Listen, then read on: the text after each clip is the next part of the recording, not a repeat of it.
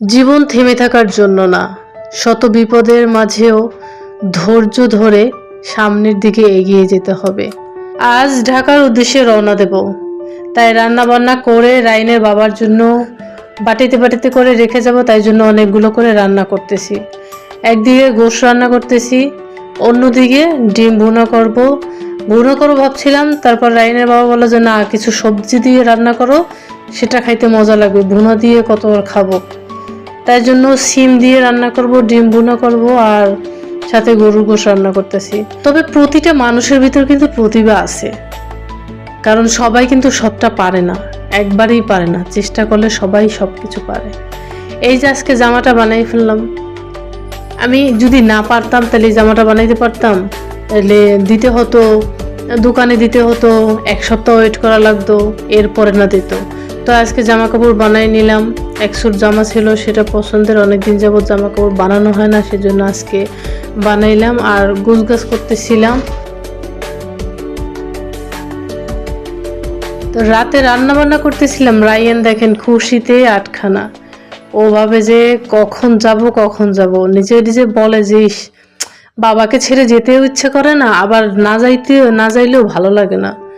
নানা বাইরেও দেখতে ইচ্ছে করে, আবার বাবাকে রাইখাও যাইতে ইচ্ছে করে না।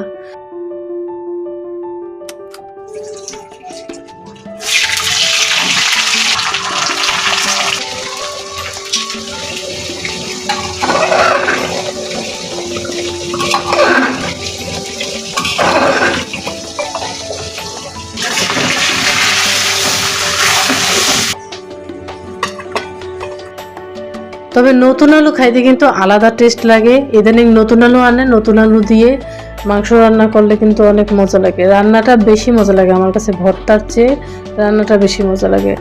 আর গরুর গোশের সাথে আলু রান্না তো আরও বেশি মজা লাগে।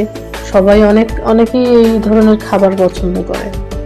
তো এইভাবে কোনোদিন বেশি একটা যাওয়া হয় না, অনেক দিনের ছুটিতে এরকম রাইনের বাবারে রেখে যাওয়া হয় না। তো আজকে বাটি নিয়ে আসছে, এই বাটিগুলোর ভিতরে ভরিয়া রেখে দেব। ভাবছিলাম এক সাইজের সব বাটিগুলো, কিন্তু না, এদিকে মানে ছোট থেকে বড় বাটি। এটা কিভাবে, যে সবচেয়ে ছোট যেটা, ওটাতে তো কিছুই রাখা যাবে না।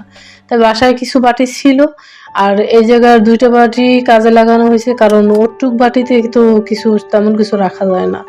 আমি আবার বাটিগুলো এখন ধুয়ে পরিষ্কার করে রাখবো, মুছে টুছে, তার এই বাটিগুলোতেই তো রাখবো।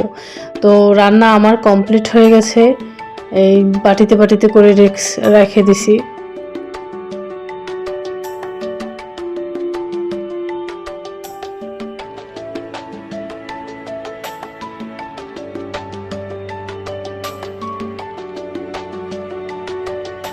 তো আজ এ পর্যন্ত, সবাই ভালো থাকবেন, সুস্থ থাকবেন, খোদা হাফেজ।